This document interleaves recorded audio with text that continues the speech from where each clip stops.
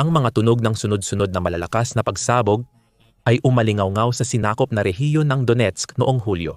Pangalawa, muling nagtagumpay ang Ukraine sa isang mahalagang pag-atake sa isang pangunahing target ng Russia, isang napakalaking imbakan ng bala. Ang insidente ay naganap sa Kartsysk, ilang kilometro lamang sa silangan ng lungsod ng Donetsk. Doon, iniulat na nag-imbak ang hukbong Ruso ng napakaraming bala na malamang ay may nakatakdang paggagamitan. Balak nila itong gamitin upang suportahan ang kanilang mga tropa habang sumusulong pahilaga at sinusubukang sakupin ang buong rehiyon. Ngunit may ibang plano ang Ukraine. Nagpakawala ito ng biglaang pag-atake sa Amo Depot na nagdulot ng napakalalakas at malalaking pagsabog na nakita at naramdaman kahit milya-milya ang layo. Nagising ang mga lokal na residente mula sa kanilang mga kama at nagmadaling lumapit sa kanilang mga bintana o lumabas sa kalsada. Nakatitig mo sila ng may gulat at paghanga habang isang napakalaking bola ng apoy ang nagbigay liwanag sa kalangitan at kapaligiran sa gabi. Sinundan ito ng mga sumunod na pagsabog at pagputok ng apoy sa paligid ng imbakan ng bala. Ilang mga lokal ang nakakuha ng insidente sa video at nag-upload ng maiikli ngunit kamanghamanghang mga clip sa iba't ibang Telegram channel at iba pang social media platform. Ipinakita ng mga clip kung gaano kalaki ang unang pagsabog. Wala pang maraming detalye kung paano naganap ang pag-atake at gaano kalaki ang pinsalang idinulot nito. Malaki ang posibilidad, base sa laki at uri ng mga pagsabog, na matinding dagok ang natamo ng Russia dito. May ilang mga reporter pa nga na nagsabi na maaaring isa ito sa pinakamalaking imbakan ng bala ng Russia sa lugar. At hindi natin alam kung ano pa ang maaaring iniimbak ng hukbong Ruso doon, tulad ng mga bala ng artillerya, mga misil, drone, armas, o kahit mga armored na sasakyan. Malamang na hindi talaga nalaman kung ano eksakto ang laman ng depo, pero anuman iyon, halos tiyak na lahat ay nawasak na ngayon. At iyan ang uri ng balita na magpapakuyom muli ng kamao at magpapailing sa pagkadismaya kay Pangulong Vladimir Putin ng Rusya, habang nagbibigay naman ng matinding dahilan sa mga tagapagtanggol ng Ukraine para magdiwang. Dahil kailangan ng Rusya ang lahat ng bala na makukuha nito. Maraming ulat nitong nakaraang taon tungkol sa bansa na nahihirapang mapanatili ang tuloy-tuloy na supply ng mga armas at bala. Umasa sila sa mga kaalyado tulad ng Iran at Hilagang Korea para mapanatili ang walang humpay na pambobomba sa Ukraine. Naubos na rin ang mga kagamitan. Ayon sa isang kamakailang pag-aaral mula sa Center for Strategic and International Studies, malaki ang nawala sa Rusya na kagamitan sa lupa, himpapawid at dagat na nagpapakita ng matinding pinsala sa kanilang ari-arian bunsod ng kanilang nakakaubos na kampanya.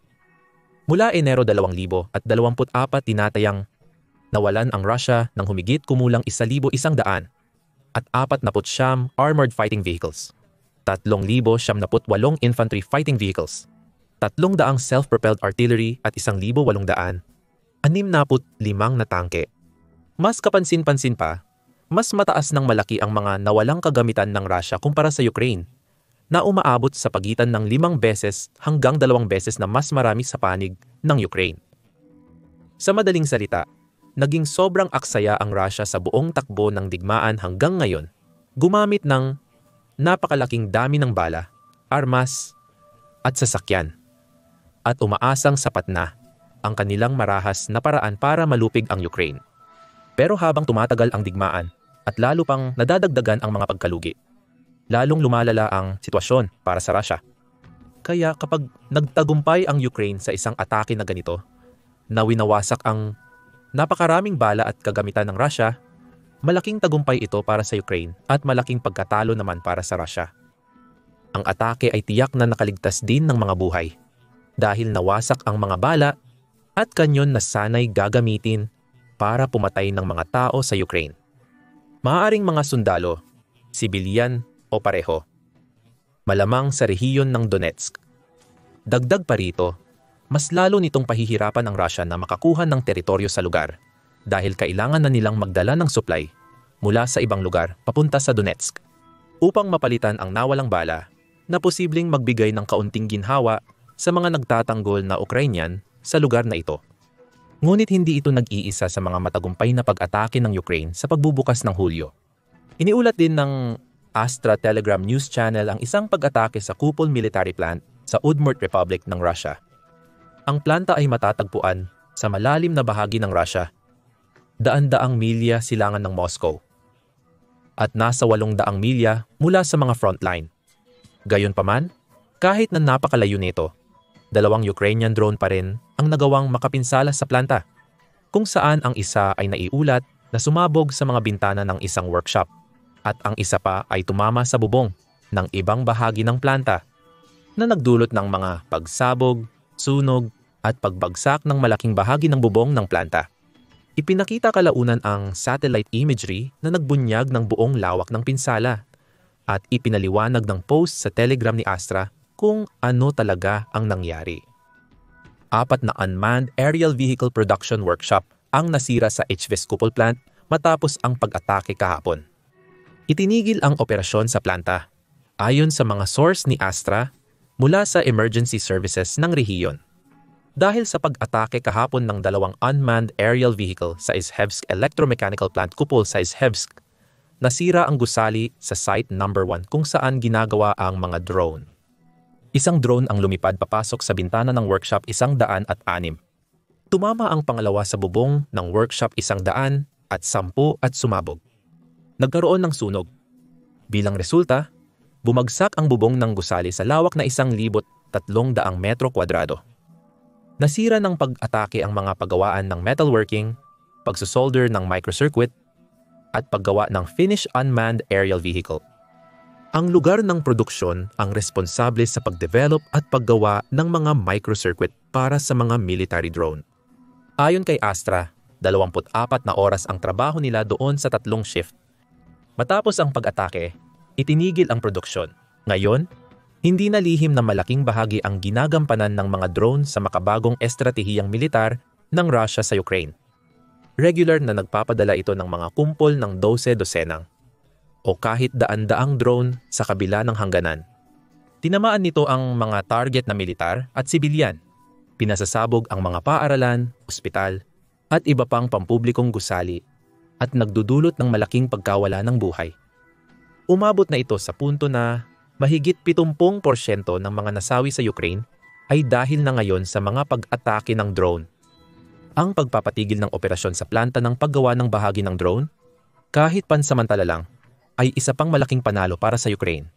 Tulad ng kinumpirma at binanggit ng General Staff ng Armed Forces ng Ukraine sa kanilang Telegram account, isang military-industrial facility complex ng mga mananakop na Ruso ang tinamaan bilang bahagi ng pagpapahina sa kakayahan ng depensa sa himpapawid ng kalaban. Noong Hulyo 1, ang mga unit ng Security Service ng Ukraine sa pakikipagtulungan sa iba pang bahagi ng puwersa ng depensa ay tumama sa Izhevsk Electromechanical Plant, KUPOL, na matatagpuan sa Udmurt Republic ng Russian Federation. Ang Kupol Plant, isang pasilidad ng Russian Military-Industrial Complex, ay dalubhasa sa paggawa ng mga short-range anti-aircraft missile system. Kumpirmado ang pagtama sa gusali bilang isa sa lokasyon bilang isa. Isang sunog ang naitala. Nililinaw pa ang mga resulta ng pag-atake. Ang mga puwersa ng depensa ay patuloy na gumagawa ng hakbang para pilitin ang Russia na itigil ang armadong agresyon nito laban sa Ukraine. Tulad ng binanggit ng The Post, bahagi ito ng pangkalahatang estratehiya ng Ukraine upang pahinain ang militar ng Russia na may partikular na focus sa kanilang kakayahan sa himpapawid, opensiba at depensiba. Ito ang dahilan kung bakit madalas tinatarget ng Ukraine ang mga sistema ng depensa sa himpapawid, missile launcher, pabrika ng drone, at base ng eroplano ng Russia. Ito ang mga uri ng lokasyon kung saan maaaring magdulot ng pinakamalalaking pinsala ang Ukraine sa Russia mula sa pananaw ng militar at pinansyal. Maaari nitong sirain ang mahahalaga at mamahaling kagamitan tulad ng mga bomber, fighter jet at mga unit ng depensa sa himpapawid na kadalasang nagkakahalaga ng $10 milyon o higit pa. Regular na tinatarget ng Ukraine ang iba pang mahahalagang estratehikong lugar sa mga sinakop na teritoryo at sa Russia tulad ng rails ng tren, tulay, imbakan ng langis at mga planta ng produksyon. Kaugnay din ito ng napakahalagang estratehiya na naging epektibo para sa Ukraine sa digmaan hanggang ngayon, ang mag-focus sa malalaki at mahalagang target ng Russia. Simple lang ang lohika sa likod nito. Alam ng Ukraine na hindi kayang tapatan ng kanilang hukbo ang Russia sa maraming mahahalagang aspeto. Wala silang kasing daming sundalo. Wala rin silang kasing daming tangke, armored vehicles, artillery systems, helicopter, jet, bomber, at iba pa. Hindi rin nila kayang gumastos ng ganoon kalaking pera para sa kanilang militar tulad ng Russia, at wala rin silang kasing daming naipong kagamitang militar at imbakan ng bala na pwedeng gamitin. Sa ganitong laban, nadehado sila, kailangang sulitin ng Ukraine ang lahat ng meron sila para makuha ang pinakamalaking halaga mula sa mga kagamitan nila at makapagdulot ng pinakamaraming pinsala, abala, at kaguluhan sa bawat atake. Hindi nila kayang tularan ang Russia na basta-basta lang nagtatapon ng daan-daang drone at missile sa mga ataking halos walang napapala. Sa halip, dapat silang maging mas maingat at matipid sa paggamit ng kanilang kagamitan. Kailangan din ng Ukraine na mag-focus sa mga kahinaan ng makinarya ng digmaan ng Russia, paramihin ito at pabagalin ang galaw nito sa pamamagitan ng pag-atake sa mga pabrika at planta ng produksyon ng drone. Maaaring magtagumpay ang Ukraine sa paggawa ng digmaan na mas mahirap para sa Russia at pahabain ito upang dagdagan ang presyon kay Putin at sa ekonomiya ng Russia. Sa huli, maaaring sapat ang lahat ng presyong iyon para mapilit si Putin na makipagnegosasyon at pumayag na tapusin ang lalong magastos na labanan na ito. Pinakamahalaga, dapat ding tandaan na palaging itinututok ng Ukraine ang kanilang mga atake sa patas, lehitimo, at makatuwirang mga target na direktang kasangkot sa pagsisikap ng Russia sa digmaan. Hindi ito nagpapadala ng mga drone o missile patungo sa mga pampublikong gusali tulad ng mga ospital, paaralan, at tindahan. Ito ay isang malinaw na kaibahan sa Russia na paulit-ulit at walang awang tinatarget ang mga infrastrukturang sibilyan sa buong Ukraine mula noon. Nagsimula ang digmaan at patuloy na pumapatay ng mga sibilyan na walang pakialam sa halaga at kabanalan ng inosenteng buhay. Sa katunayan, sa mismong araw na iyon, kung kailan tinarget ng Ukraine ang imbakan ng bala ng Russia, muling nananalasa ang Russia sa Zhytomyr kung saan 2 ang patay at mahigit 80 ang sugatan matapos ang magkakasunod na pagsabog sa gilid ng highway. Ginamit ng mga residente ang cellphone para i-record ang eksena ng karahasan na nagpapakita ng malalaking ulap ng usok sa kalangitan. Malalaking piraso ng debris ang nagkalat sa highway at malawakang pinsala ang natamo ng isang kalapit na gasolinahan. Hindi ito nag-iisang insidente lang. Regular na binabagsakan ng Rusya ng mga bomba, misil at drone ang mga sibilyan na tila walang pakialam sa magiging epekto nito. Ilan pang mga lalaki, babae at bata ang nadadamay sa kanilang pag-atake. Ayon sa kamakailang ulat ng United Nations Human Rights Office, mas maraming sibilyan ang pinapatay ng Rusya sa kasalukuyang yugto ng digmaan kumpara sa mga naunang bahagi nito. May 37% pagtaas sa bilang ng mga sibilyang nasawi mula Disyembre 1, 2024 hanggang Mayo 31, 2025 kumpara sa parehong panahon noong nakaraang taon. Sa panahong iyon, naiulat na 968 sibilyan ang napatay at 4,800 at 77 ang nasugtan, karamihan sa mga teritoryong kontrolado ng Ukranya. Si Daniel Bell, pinuno ng United Nations Human Rights Monitoring Mission sa Ukranya, ang nagbuod ng mga natuklasan. Ang digmaan sa Ukranya, na ngayon ay nasa ika-4 na taon na, ay mas nagiging mapanganib para sa mga sibilyan. Malakas ang aming natuklasan na nagpapahiwatig ng kabiguang pag-iba ng mga sibilyan at militar na target o isang sinadyang desisyon na huwag gawin ito. Ang ulat ni Grimm ay nagdetalye rin ng maraming malulubhang paglabag sa internasyonal na makataong batas. Binanggit ang pamaaligasyon na ang Rusya ay pumatay ng hindi bababa sa 35 bilanggo ng digmaan mula sa Ukranya, habang isinasailalim din ang kanilang mga bilanggo sa matinding pagpapahirap, karahasan at di makataong mga kondisyon ng pagkakakulong. Gaya ng ipinaliwanag ni Bell, hindi ito mga hiwalay na insidente. Itinuro nila ang malinaw na pattern ng malawakan at sistematikong pagpapahirap na nangangailangan ng agarang pananagutan. Dagdag patunay pa ito ng lubos na kasamaan ng Rusya. Natuklasan din sa ulat ng United Nations na sa pilitang kumukuha ang bansa ng mga bata mula sa mga sinakop na teritoryo ng Ukraine upang magsagawa ng mga misyon ng paninira para sa hukbong Ruso. May mga batang namatay sa pagsunod sa mga utos ng Ruso. Sabi ni Bell, ang paggamit ng mga bata sa mga gawaing paninira o karahasan ay pagsasamantala sa kanilang kahinaan at paglalagay ng kanilang buhay sa panganib. Ito ay matinding paglabag sa kanilang mga karapatan at sa pandaigdigang batas. Ang mga ito ay nagpapakita ng malinaw na pagkakaiba sa paglapag at pamamahala ng Rusya at Ukraine sa kanilang mga kampanyang militar ngayong digmaan. Sa ngayon, hindi pa perpekto ang Ukraine. Nagdulot din ito ng mga sibilyang nasawi sa ilan sa kanilang pag-atake, ngunit hindi sa parehong kalubhaan gaya ng Rusya. Hindi ito nananakit ng mga sibilyan, hindi sumisira ng mga ospital at paaralan, pumapatay ng mga walang salang pamilya, o nililipol ang mga pasaherong papasok sa trabaho. Hindi rin ito kumukuha ng mga bata para tumulong sa kanilang mga operasyon o nagbabanta sa mga migrante ng pagkakulong at deportasyon, maliban kung sila ay lumalaban sa unahan, gaya ng naiulat na ginawa ng Rusya. Hindi, sa kabila ng matinding pagsubok na kinahaharap nito at dami ng pagdurusang tiniis ng bansa hanggang ngayon, patuloy na ipinagtatanggol ng Ukraina ang sarili nito ng matatag at marangal. Sinusubukang ipaglaban ang isang makatarungang digmaan sa mga di makatarungang kalagayan. Kahit pa ang kalaban ay sumusunod sa ibang estratehiya, ginagamit nito ang lahat ng taktika, kahit immoral o labag sa batas. At talagang kahanga-hanga ang ginagawa ng Ukraina habang patuloy na lumalabas ang mga ulat ng matagumpay na pag-atake tulad ng isa na ito sa Kerstska.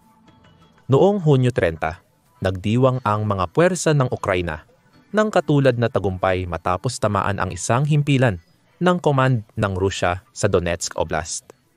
Gabi na noong Hunyo 30 nang sumabog ang mga pagsabog sa lugar ng Donetsk na okupado ng Rusya. Nagising ang mga lokal na residente dahil sa mga tanawin at tunog ng naglalagablab na apoy na nagmumungkahi na storm shadow. Maaring ginamit sa pag-atake ang mga misis na ibinigay ng Pransya at ng United Kingdom sa Ukraine na tumarget sa command post ng ikawalong pinagsamang sandatahang hukbo ng Rusya. Kinabukasan, ang opisyal na General Staff ng Sandatahang Lakas ng Ukraine sa kanilang Telegram account ay nagpost ng detalye tungkol sa mga nangyari. Noong Hunyo 30, matagumpay na tinamaan ng Puwersang Pandepensa ng Ukraine ang command post ng ikawalong pinagsamang sandatahang hukbo ng Rusya sa pansamantalang okupadong teritoryo ng Donetsk Oblast. Sa ngayon, inaalam pa ang mga naging kaswalti ng kalaban. Ang mataas na presisyong pag-ataking ito ay lubos na nagpapahirap sa kakayahan ng kalaban na magplano at magsagawa ng mga operasyon sa direksyon ng Pokrovsk at Terezk. Ipagpapatuloy ng puwersang pangdepensa ng Ukraine ang sistematikong pagsisikap na wasakin ang mga sistema ng kontrol ng sandatahang lakas ng estadong mananakop. Ipagpapatuloy ng Ukraine ang laban hanggang mawala ang lahat ng tropang Ruso mula sa teritoryo ng estado at maibalik ang makatarungan at pangmatagalang kapayapaan. Marami pang darating.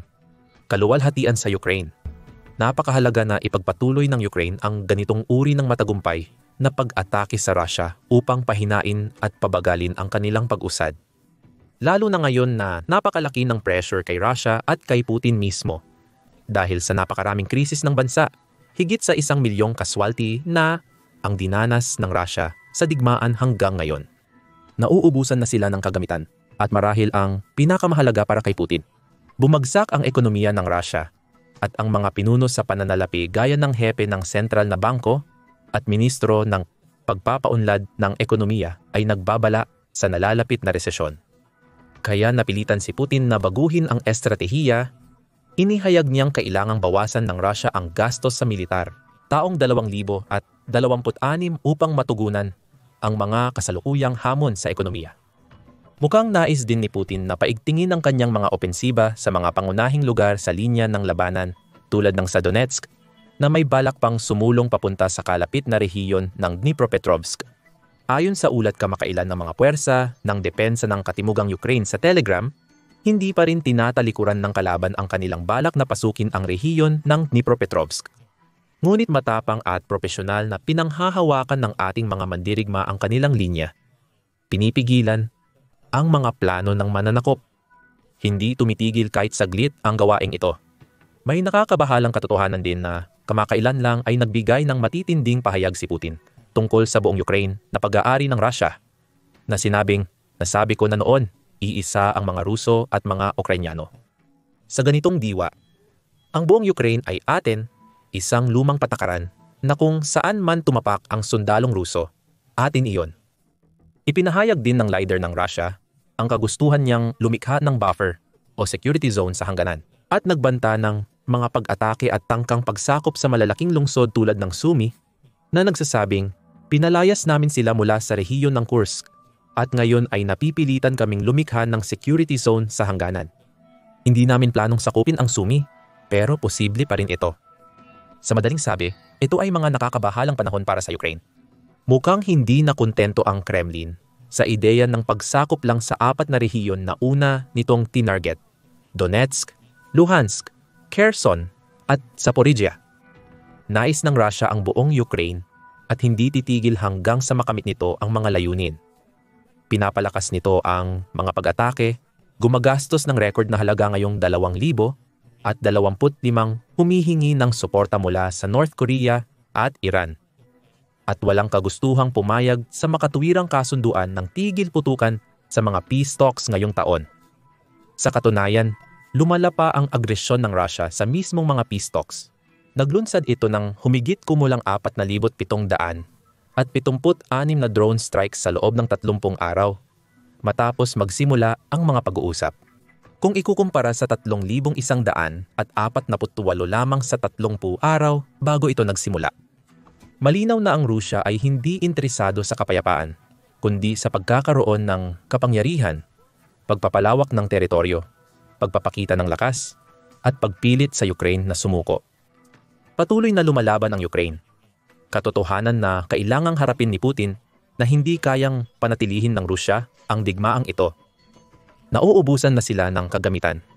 Maraming sundalo nila ang napapatay at nasusugatan at ang kanilang pananalapi ay hindi na makontrol at sa tuwing tinatamaan ng Ukraine ang isa pa nilang command post, imbakan ng bala o base ng himpapawid, lalo pang naghihirap ang Rusya, lalong napapalayo sa tagumpay at napapalapit sa pagkatalo.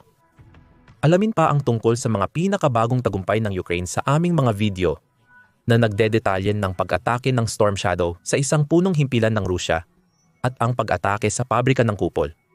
Tingnan ang aming masusing pagtalakay sa mga numero na nagpapatunay na hindi kayang manalo ng Rusya sa digmaang ito at hindi kailanman makukuha ni Putin ang Ukraine. At siguraduhing mag-subscribe din sa aming trusted news channel para sa mga patuloy na update tungkol sa labanan.